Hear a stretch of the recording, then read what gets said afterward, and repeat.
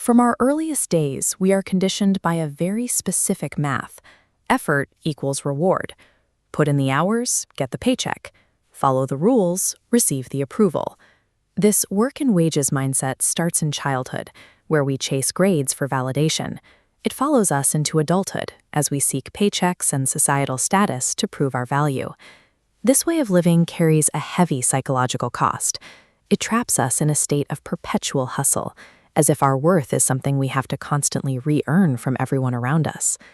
Eventually, this cultural conditioning sets a dangerous baseline. It trains us to view every interaction and relationship as a transactional exchange. We face a significant conflict when we project this human work and wages mindset directly onto our relationship with God. This turns faith into a rigid moral checklist.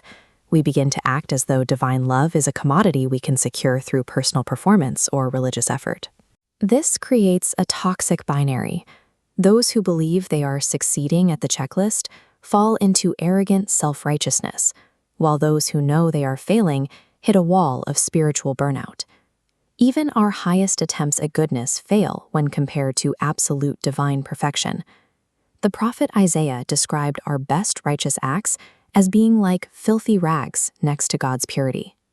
Human effort is mathematically incapable of balancing a spiritual ledger.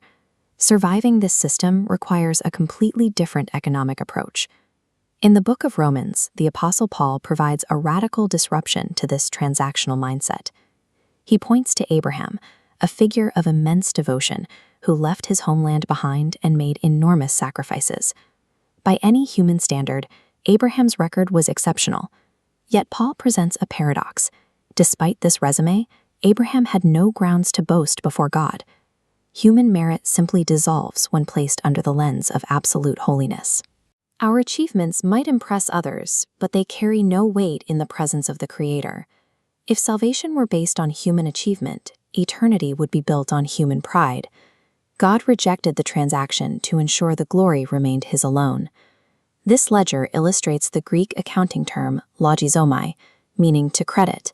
Paul uses this to explain God's view of Abraham's faith. Within a typical economy, a wage is a strict obligation, payment a boss owes an employee for their labor. A credit is the opposite. It is a deposit placed into an empty account purely through the generosity of someone else. Abraham didn't achieve his standing. God took righteousness and deposited it directly into his spiritual account.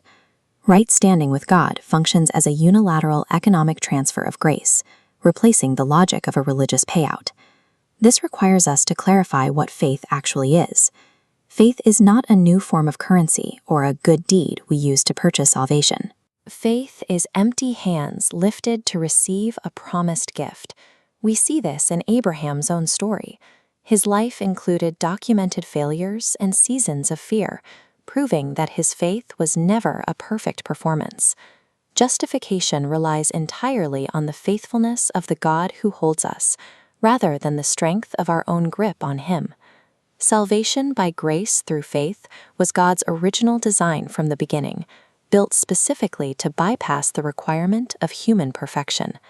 Understanding this ledger offers immediate relief. Spiritual burnout ends when we stop trying to buy what God has already given for free. Good works remain part of the Christian life, but their origin changes. They grow as the natural fruit of a life rooted in grace.